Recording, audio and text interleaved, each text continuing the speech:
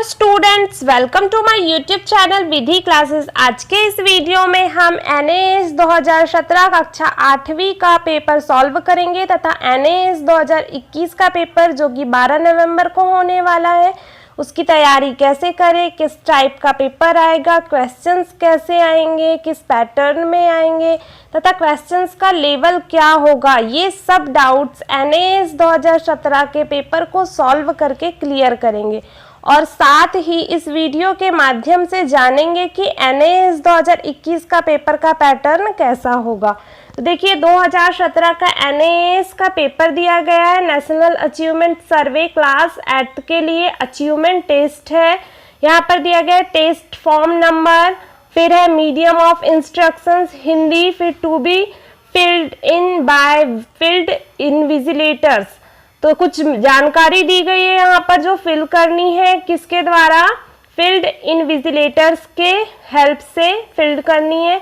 फिर यहाँ पर है UDISE school code, students ID यहाँ पर फिल करेंगे, फिर स्टूडेंट्स आधार नंबर, फिर है एरिया कोड, रूरल है कि अर्बन है, फिर सेक्शन, सोशल ग्रुप, किस ग्रुप में आते हैं आप जो स्टूडेंट्स हैं, फिर CWSN है कि नहीं है, फिर है स्कूल मैनेजमेंट, स्टूडेंट्स जेंडर, फिर students name, schools name, district, state, ये सारी जानकारी फिल की जाएगी। फिर है यहाँ पर कुछ इंस्ट्रक्शंस दिए गए हैं तो इन इंस्ट्रक्शंस को भी ध्यानपूर्वक पढ़ लेंगे। यहाँ पर दिया गया है कि टोटल 60 प्रश्न आएंगे इस पेपर में और जो प्रश्नों की विषय जो रहेंगे 4 रहेंगे। प्रश्न पुस्तिका में 4 विषय हैं, प्रत्येक में 15 प्रश्न है, अर्थात भाषा हिंदी का जो रहेगा वो 1 से 15, गणित के प्रश्न 16 से 30 तक रहेंगे, विज्ञान के 31 से 45 एवं सामाजिक विज्ञान के 46 से 60 तक। सारे जो पेपर है इसके लिए समय जो है 120 मिनट है और उत्तरों को OMR सीट में अंकित करेंगे। तो ये सारे निर्देश जो दिए गए हैं और गोला काला करने के लिए नीले या काले कलर का बॉल पेन यूज करेंगे और HB पेंसिल का ही उपयोग करें अगर पेंसिल का करना है तो। फिर यहाँ पर दिया गया है कि गोला किस टाइप से काला करना चाहिए, तो एग्जाम्पल के थ्रू बताया गया है कि गोला कैसे काला किया जाएगा। फिर यहाँ फर्स्ट भाग दिया गया है हिंदी, जिसमें एक अनुच्छेद दिया गया है, अनुच्छेद को पढ़ करके 1 से लेकर 5 तक के प्रश्नों का उत्तर देना है। तो अनुच्छेद दिया गया है, नीम छोटी चमकदार हरी पत्तियों वाला एक बड़ा सदाबहार वृक्ष होता है, इसका तना सीधा होता है, इसकी छाल कठोर, खुरदरी और पपड़ीदार होती है, इसमें बसंत ऋतु में छोटे छोटे सफेद फूल खिलते हैं, यह वृक्ष कभी भी पत्ती रहित नहीं होता क्योंकि इसकी सभी पत्तियां एक साथ नहीं गिरती हैं। पूरे भारत में पाया जाता है। संस्कृत में नीम का नाम अरिष्ट है जिसका अर्थ है रोगों से मुक्ति देने वाला। इसे चमत्कारी वृक्ष के नाम से भी जाना जाता है। नीम के वृक्ष का प्रत्येक हिस्सा दवाइयाँ बनाने के काम आता है। इसके बीजों से तेल निकाला जाता है जो मार्गोसा तेल कहलाता है। यह तेल कोढ़ और चर्म रोगों के उपचार में काफ़ी प्रभावशाली होता है। इसकी पत्तियों का प्रयोग चेचक के उपयोग के लिए किया जाता है। नीम की चाय का प्रयोग अक्सर सिरदर्द और बुखार में आराम पाने के लिए किया जाता है। इसके फूलों का उपयोग आंत संबंधी रोगों के उपचार के लिए किया जाता है। नीम की छाल और गेंद से भी कई अचूक दवाइयाँ बनाई जाती हैं। भारत में लोग नीम की टहनी का उपयोग अपने दांत साफ करने के लिए करते हैं। दराजे और लकड़ी की अलमारियों को तिलचट्टे और कीट पतंगों से बचाने के लिए उनमें नीम की सूखी पत्तियां रखी जाती है। गन्ने और सब्जियों की फसल के लिए खाद के रूप में नीम का बहुतायत में भी प्रयोग किया जाता है। कुछ लोग नीम के वृक्ष को पवित्र मानते हैं और उसकी पत्तियों को अपने घर के मुख्य द्वार पर बुरी आत्माओं को दूर रखने के लिए तोरण के रूप में बांधते हैं। नवजात शिशु को अच्छे स्वास्थ्य और रोगों से बचाव के लिए नीम की पत्तियों पर लिटाया जाता है। निसंदेह या सारे संसार में अद्भुत वृक्ष के रूप में जाना जाता है। अब इस अनुच्छेद से संबंधित प्रश्नों को हल करते हैं। नीम की छाल कैसी होती, तो नीम की छाल कैसी होती है, खुरदरी और पपड़ीदार। ऑप्शन नंबर सेकंड जो होगा राइट हो जाएगा। अब देखेंगे नेक्स्ट क्वेश्चन, नीम के फूल किस रोग के उपचार के लिए उपयोगी होते हैं, तो किस रोग के लिए दिया गया है इसमें, आंत। ऑप्शन नंबर थर्ड जो होगा राइट हो जाएगा। अब देखेंगे नेक्स्ट क्वेश्चन नंबर 3, नीम की सूखी पत्तियां अलमारियों में क्यों रखी जाती, कीड़ों से बचाव के लिए। ऑप्शन नंबर सेकंड जो होगा राइट हो जाएगा। अब देखेंगे नेक्स्ट क्वेश्चन नंबर 4। कुछ लोग नीम की पत्तियों को तोरण के रूप में घर के मुख्य द्वार पर क्यों बांधते हैं? क्यों बांधते हैं? बुरी आत्माओं को दूर रखने के लिए। ऑप्शन नंबर फर्स्ट राइट हो जाएगा। अब देखेंगे नेक्स्ट क्वेश्चन, क्वेश्चन नंबर 5। नीम अद्भुत वृक्ष क्यों कहलाता है? क्यों कहलाता है? क्योंकि वृक्ष का प्रत्येक हिस्सा उपयोगी होता है। ऑप्शन नंबर 4 राइट हो जाएगा। अब नेक्स्ट है, यहाँ पर दिया गया है फिर से एक अनुच्छेद 6 से 10 तक इस अनुच्छेद से संबंधित प्रश्न दिए गए, तो अनुच्छेद को ध्यानपूर्वक पढ़ लेंगे।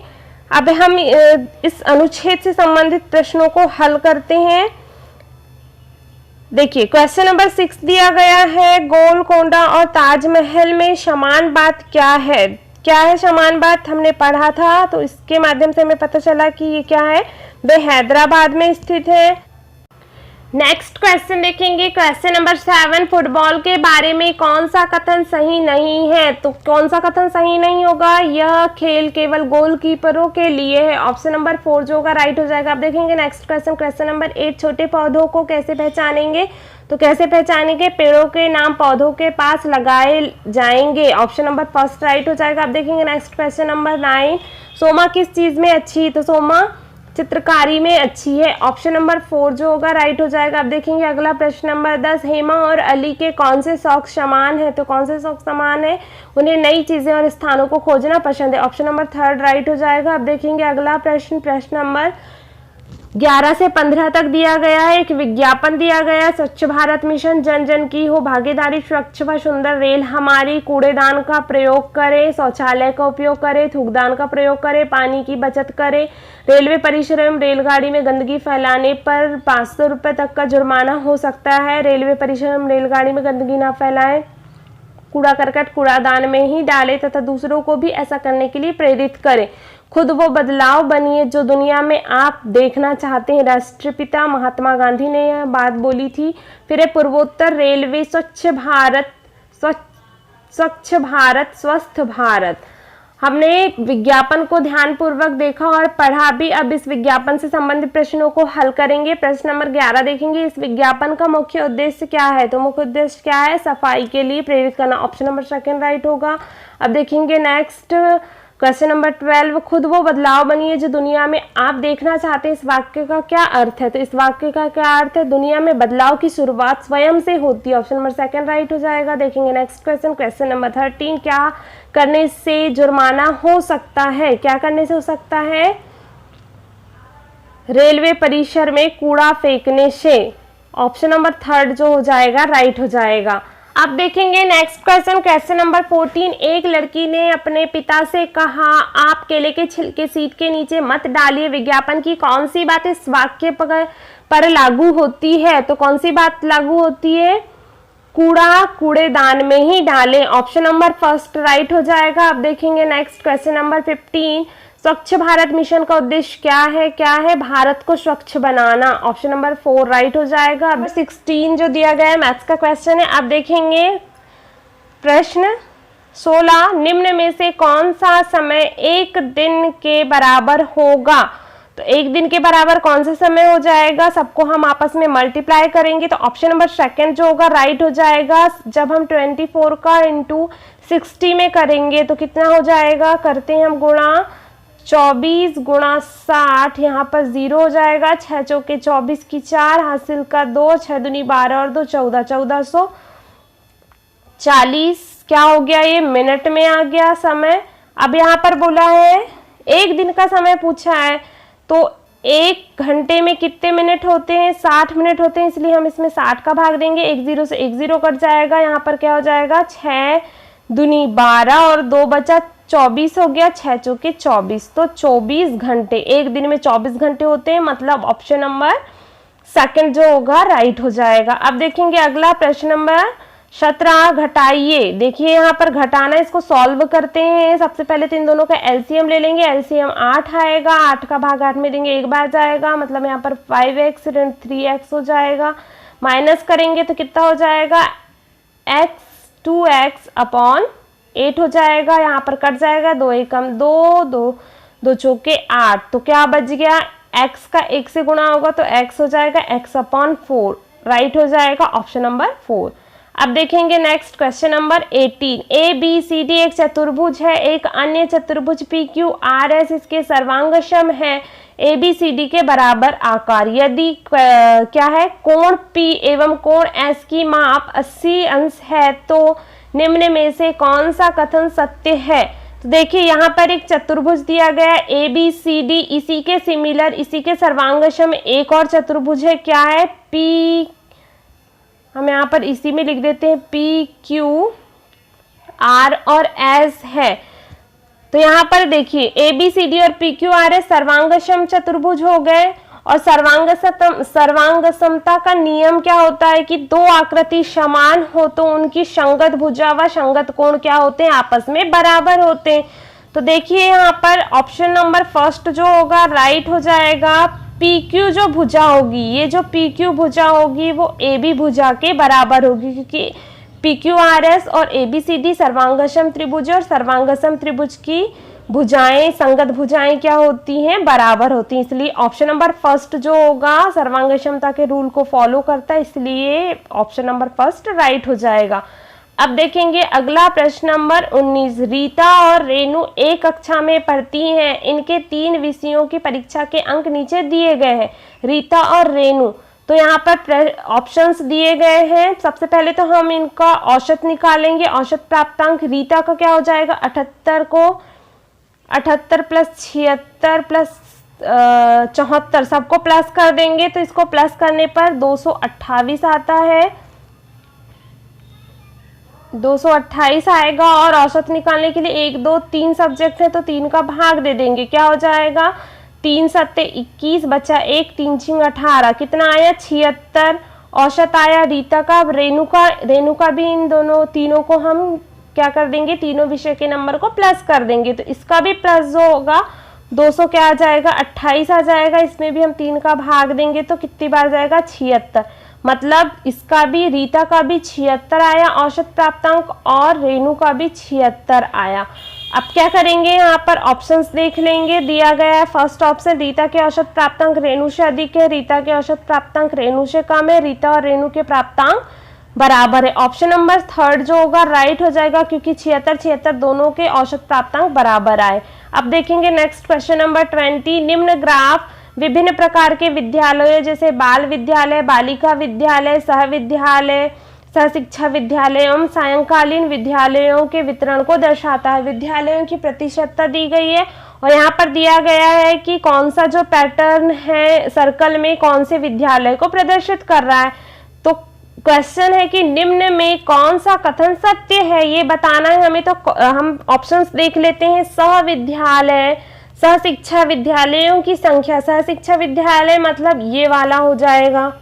सहशिक्षा विद्यालयों की संख्या बाल विद्यालयों से अधिक है। बाल विद्यालय कहाँ दिए गए हैं, ये वाले। तो क्या बोला है, सहशिक्षा विद्यालयों की संख्या, इसकी संख्या इससे अधिक है, नहीं, जबकि जी बाल विद्यालय अधिक है, और ये तो ऑप्शन नंबर फर्स्ट जो होगा गलत हो जाएगा। आप देखेंगे अगला, बाल विद्यालयों की संख्या मतलब ये वाला कुल विद्यालयों की संख्या से के आधे से अधिक है, नहीं, जबकि जी आधे में भी नहीं है, तो ऑप्शन नंबर सेकंड भी क्या हो जाएगा, गलत हो जाएगा। अब थर्ड है सायंकालीन विद्यालय। सायंकालीन विद्यालय मतलब ये वाला, सायंकालीन विद्यालय कुल विद्यालयों के 1/3 से अधिक है, नहीं, ये भी क्या हो जाएगा, गलत हो जाएगा। 1/3 से अधिक नहीं है, 1/3 से कम है। अब अगला है ऑप्शन नंबर 4, बालिका विद्यालयों एवं सह विद्यालयों की कुल संख्या। बालिका विद्यालय मतलब ये वाला, और क्या बोला है, सह शिक्षा विद्यालय। सह शिक्षा विद्यालय मतलब ये वाला, दोनों की संख्या जो है कि कुल संख्या बाल विद्यालयों की संख्या से अधिक है। बाल विद्यालयों की संख्या कौन सी हो जाएगी, ये वाली।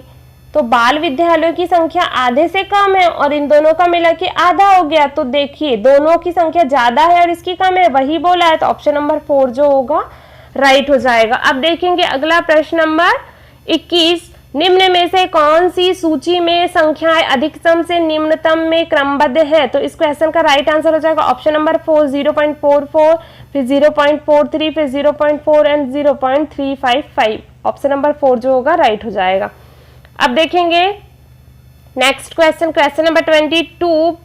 यहाँ पर दिया गया है एक संख्या, परिमेय संख्या दी गई है, उसका हमको सरल करना है, उसे सरलीकरण विधि से सरल करेंगे। तो यहाँ पर देखिए 5/7 प्लस कोष्टक में दिया गया 5/14 इंटू 6/21। तो सबसे पहले जो बाद वाला स्टेप है उसको हम सरल करेंगे, तो क्या हो जाएगा 5/14 गुणा 6/21। इसको करेंगे क्या हो जाएगा, 3 से कटेगा, 3 दूनी 6, 3 सत्ते 21 और 2 सत्ते 14। तो कितना आ गया, ऊपर पे 5 और नीचे पे 49। कितना आ गया 5/49, 5/49 आ गया। अब क्या करेंगे हम 5/7 धन जो 5/49 आया उसको सॉल्व करेंगे। 5/7 धन कितना आया था 5/49, इसको सॉल्व करेंगे, दोनों का एलसीएम निकालेंगे।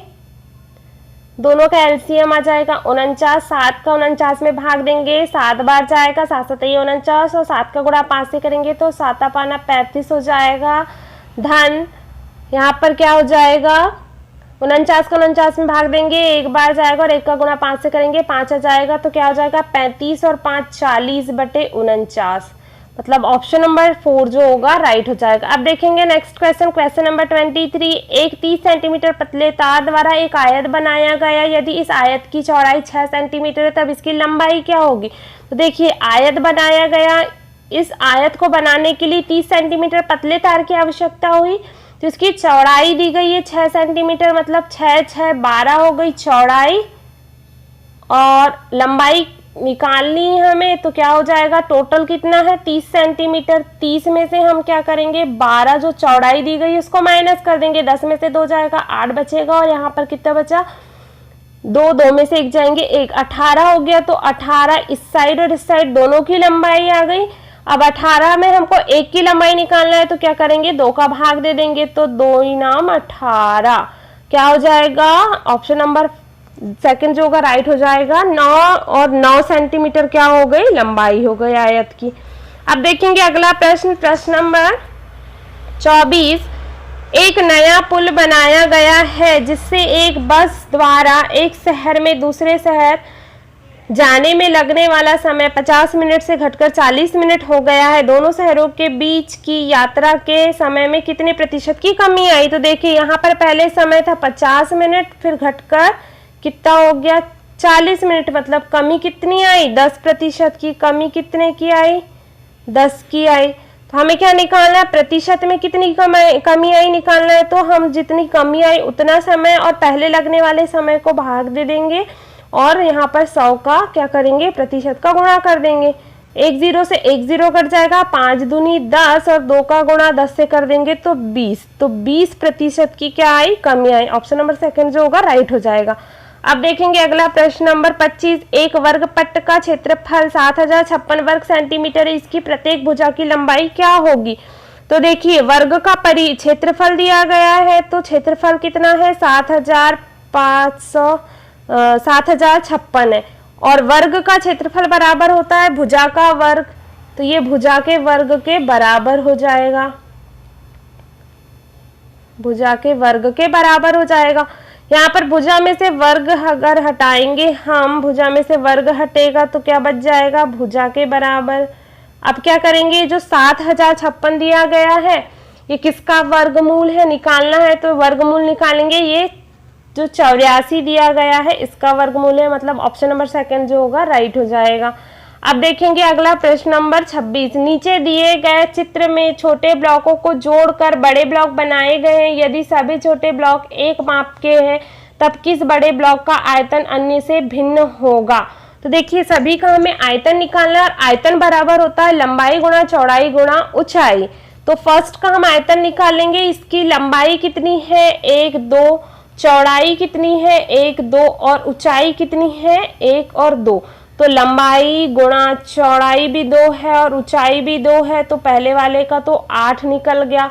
अब सेकंड वाला देखते हैं, इसकी लंबाई कितनी है 1 2 और 3 है लंबाई, चौड़ाई कितनी 1 2 3 4 है, और ऊंचाई में कितना है सिर्फ एक ही ब्लॉक है तो 1। तो क्या हो जाएगा इसका आयतन 12।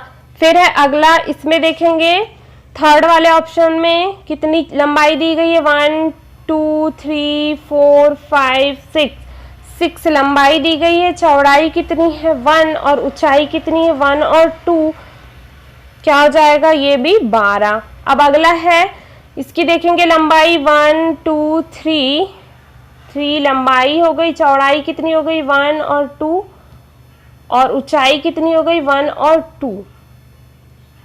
अब देख गुणा कर लेते हैं,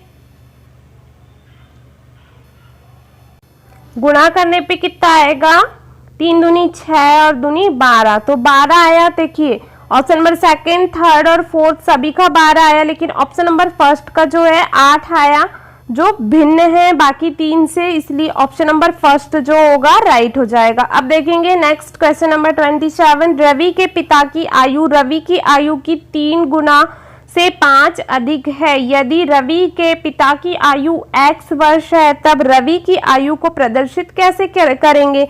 तो देखिए यहाँ पर सबसे पहले तो हम क्या कर देंगे, रवि के पिता की आयु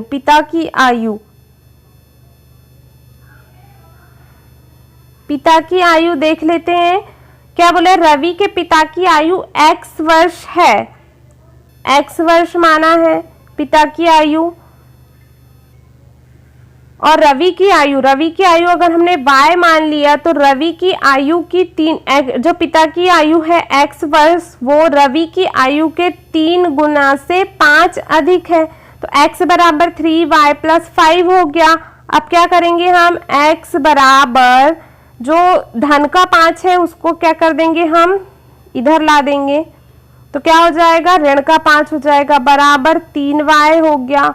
और यहाँ पर 3y से जो गुणा में है वो इधर आएगा, तो क्या हो जाएगा, भाग में हो जाएगा। तो x ऋण 5 बटे 3 बराबर y, और y हमने रवि की आयु माना था, तो रवि की आयु को कैसे प्रदर्शित करेंगे हम, x ऋण 5 बटे 3, ऑप्शन नंबर सेकंड जो होगा राइट हो जाएगा। अब देखेंगे अगला प्रश्न नंबर 28, नीचे दिए दंड आरेख से वे महीने ज्ञात कीजिए जिनमें बिजली की खपत का अंतर 30 मेगावाट है। तो फर्स्ट ऑप्शन देखेंगे फरवरी एवं मार्च। फरवरी में कितना दिया गया है, फरवरी का 30 है, और फिर है नेक्स्ट मंथ मार्च में कितना दिया गया है 50। तो देखिए 50 में से 30 जाएगा, 20 बचेगा, अंतर 30 नहीं है। अब अगला है, अगले ऑप्शन में फरवरी में 30 और अप्रैल माह में कितना है 60। तो देखिए 60 में से 30 जाएंगे, कितना बचेगा 30, और अंतर पूछा है 30 मेगावाट है, तो ऑप्शन नंबर सेकंड जो होगा राइट हो जाएगा। फरवरी एवं अप्रैल माह का अंतर कितना हो जाएगा 30 मेगावाट। अब देखेंगे अगला प्रश्न नंबर 29, नीचे दी गई संख्या रेखा को देखो। संख्या रेखा दिया गया नंबर लाइन निम्न में किसका परिणाम अधिकतम है। तो परिणाम देखेंगे, देखिए यहाँ पर P जो है ऋण 1 को प्रदर्शित करते हैं, क्योंकि 0 के लेफ्ट साइड ऋण वाली संख्या ऋणात्मक संख्याएं होती हैं और राइट साइड जो होती हैं धनात्मक होती हैं। तो Q जो होगा धन 1 को प्रदर्शित करेगा और P ऋण 1 को प्रदर्शित करेगा। ऑप्शंस देख लेते हैं, Q धन P मतलब धन का 1 और क्या हो जाएगा धन ऋण का 1। अगर इसको सॉल्व करेंगे तो क्या हो जाएगा धन ऋण का ऋण, और यहाँ पर क्या हो जाएगा 0 आ गया। अब अगला है Q ऋण P, तो धन का 1 और क्या हो जाएगा ऋण धन का 1 हो जाएगा और ऋण हो जाएगा और ऋण 1 हो जाएगा। इसको सॉल्व करेंगे तो धन का 1 और ऋण का धन होता है, तो क्या हो जाएगा धन का 2 हो जाएगा। अब देखेंगे अगला प्रश्न नंबर ऑप्शन नंबर 3 सॉल्व करेंगे, क्या हो जाएगा 1 और ऋण का 1 दोनों को मल्टीप्लाई करेंगे तो क्या हो जाएगा 1 एकम 1 और ऋण का 1 हो जाएगा। और अगला है 1 धन का 1 और ऋण का 1 को भाग देंगे तो क्या हो जाएगा 0। देखिए तो क्या सबसे ज्यादा आ रहा है, किसका परिणाम सबसे ज्यादा आ रहा है, ऑप्शन नंबर सेकंड का। ऑप्शन नंबर सेकंड Q ऋण P जो होगा राइट हो जाएगा। अब देखेंगे अगला प्रश्न नंबर 30, 5 की घात 200 किसके समान है। देखिए यहाँ पर 5 की घात 200 दिया गया है, किसके समान है बताना है। तो घातांक का नियम बोलता है कि जब आधार समान होते तो घातें जुड़ जाती है। देखिए a की घात m इंटू a की घात n बराबर क्या हो जाएगा, a की घात m प्लस n। ये क्या होता है, घातांक का नियम है। इसी नियम के आधार पर ऑप्शन नंबर थर्ड जो होगा राइट हो जाएगा। 5 गुणा 5, 5 की घात 100 गुणा 5 की घात 100, तो क्या हो जाएगा 5 की घात 100 धन 100 बराबर, अगर इसको प्लस करेंगे तो 5 की घात 200। ऑप्शन नंबर थर्ड जो होगा राइट हो जाएगा। अब देखेंगे अगला प्रश्न नंबर 31। एक कार 2 घंटे में 60 किलोमीटर की दूरी तय करती तो कार की गति क्या होगी। गति बराबर क्या हो जाएगा, गति बराबर हो जाएगा दूरी बटे समय। देखिए यहाँ पर क्या हो जाएगा 60 बटे 2, 2 से काटेंगे तो 2 तिया 6 और 30, क्या आ गया 30 किलोमीटर प्रति घंटा। ऑप्शन नंबर थर्ड राइट हो जाएगा। फिर 32 है प्रश्न नंबर 32। 4 विद्यार्थी पानी की समान मात्रा को एक जैसी परख नली में उबालते हैं। वे अपनी परख नली को ज्वाला के विभिन्न क्षेत्रों में रखते हैं। तो ऑप्शन विद्यार्थी ए बाह्य क्षेत्र में रखता है, विद्यार्थी बी जो होगा मध्य क्षेत्र में, विद्यार्थी सी आंतरिक क्षेत्र में, विद्यार्थी डी मध्य और आंतरिक क्षेत्र के बीच में। तो किस विद्यार्थी की परख नली में पानी सबसे अधिक उबलेगा, तो ऑप्शन नंबर सेकंड जो होगा राइट हो जाएगा, मध्य क्षेत्र में पानी सबसे अधिक उबलेगा। अब देखेंगे अगला प्रश्न नंबर 33। एक किसान गुलाब की खेती करना चाहता है, वह परिवर्धन का कौन सा तरीका प्रयोग में लाएगा, तो कौन सा लाएगा, कलम वाला। ऑप्शन नंबर 4 राइट होगा। अब देखेंगे अगला प्रश्न नंबर 34। आपके विद्यालय के प्रांगण में एक वृक्ष है, यह पतझड़ में अपनी पत्तियां गिरा देता है। इन पत्तियों के निपटान का सर्वोचित तरीका कौन सा होगा, तो कौन सा होगा, पत्तियों को एक गड्ढे में डालकर कंपोस्ट प्राप्त करना। ऑप्शन नंबर थर्ड राइट होगा। अब देखेंगे अगला प्रश्न नंबर 35। जैसे चित्र में दर्शाया गया है, एक प्रकाश की किरण दर्पण में टकराती आपतित किरण है, तो बताना है कि परावर्तित किरण कौन सी होगी, कौन सी होगी, किरण बी जो होगी परावर्तित किरण होगी। अब देखेंगे अगला प्रश्न नंबर 36। निम्न में से कौन सा बल संपर्क बल है, तो कौन सा, ऑप्शन नंबर 4 राइट हो जाएगा, घर्षण बल।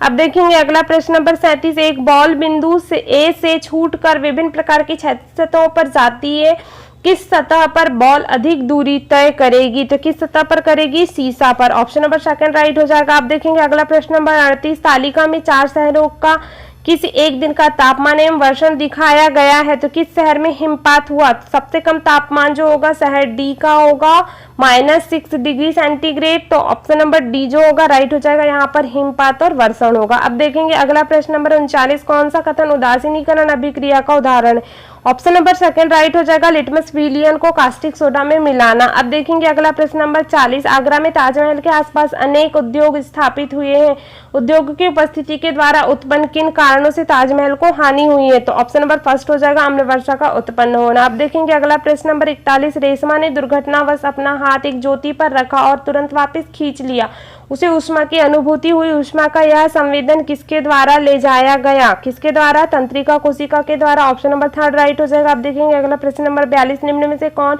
विद्युत धारा के चुंबकीय प्रभाव का उपयोग है, ऑप्शन नंबर फर्स्ट हो जाएगा, विद्युत लेपन। अब देखेंगे अगला प्रश्न नंबर 43। निम्न में से कौन सा परिवर्तन उल्टा नहीं किया जा सकता, कोयले का जलना। ऑप्शन नंबर सेकंड राइट हो जाएगा। अब देखेंगे अगला प्रश्न नंबर 44। पौधे में श्वसन कब होता है, कब होता है, केवल रात्रि में। ऑप्शन नंबर फर्स्ट राइट हो जाएगा। अब देखेंगे अगला प्रश्न नंबर 45। नीचे दिया गया हुआ चित्र खाद्य जाल दिखाता है। खाद्य जाल में प्राथमिक उपभोक्ता एवं द्वितीयक उपभोक्ता होते हैं। तीर जंतु जो खाए जाने वाले जंतु और खाने वाले जंतुओं को जोड़ती है।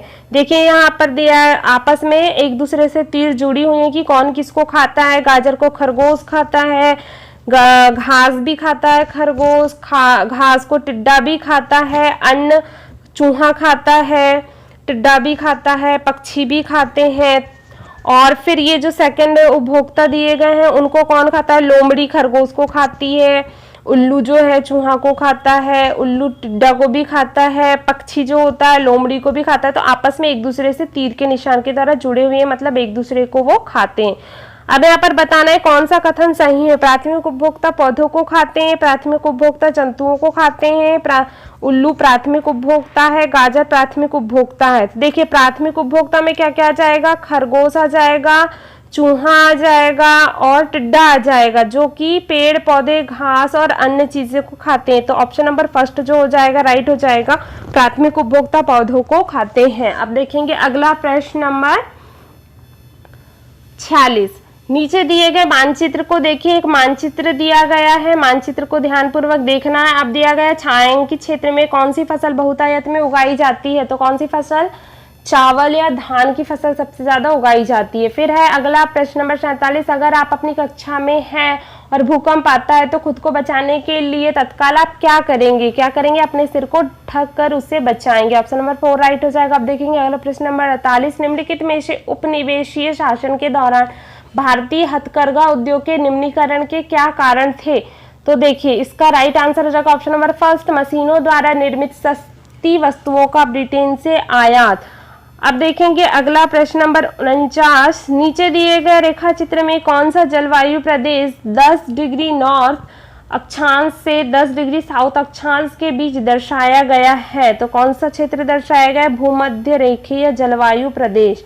ऑप्शन नंबर सेकंड राइट होगा। अब देखेंगे अगला प्रश्न नंबर 50, निम्नलिखित विकल्पों में से भारत में उपनिवेशिक शासन के दौरान कौन सा एक सामाजिक सुधार हुआ, कौन सा सामाजिक सुधार हुआ था, सती प्रथा का अंत। ऑप्शन नंबर 4 राइट हो जाएगा। अब देखेंगे अगला, चित्र में दिए गए मृदा विन्यास का अवलोकन कीजिए। मृदा विन्यास दिया गया है A, B, C और D।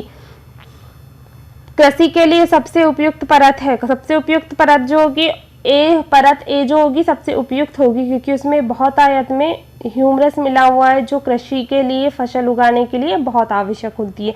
अब देखेंगे अगला प्रश्न नंबर 52, नीचे दिए गए नदी के चित्र का अवलोकन कीजिए। चित्र में दी गई आकृति की पहचान कीजिए। ऑक्सबो झील झाड़न झील है, झाड़न झील की डेल्टा बना रही जलप्रपात है कि नदी विसर्ण है, तो क्या है, नदी विसर्ण है। ऑप्शन नंबर 4 राइट हो जाएगा।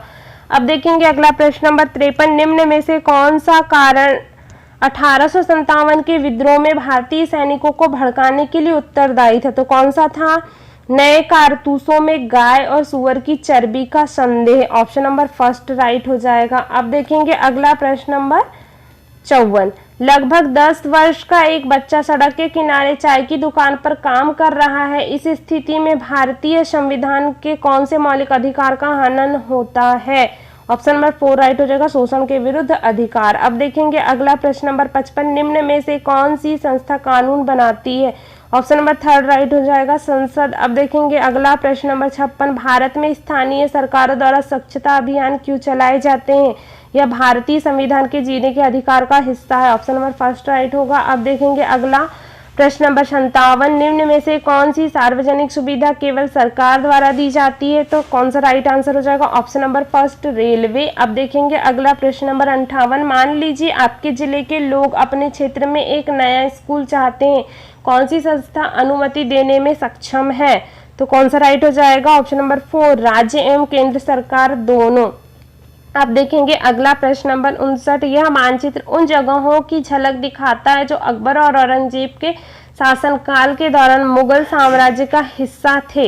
तो देखिए ये जो हिस्सा आ रहा है वो कहाँ पर आएगा, अभी प्रेजेंट में दिए गए वर्तमान भारतीय राज्यों में चित्तौड़ और अजमेर जो है, आमेर सॉरी, कहाँ स्थित है, कहाँ स्थित है, राजस्थान में स्थित है चित्तौड़ और आमेर।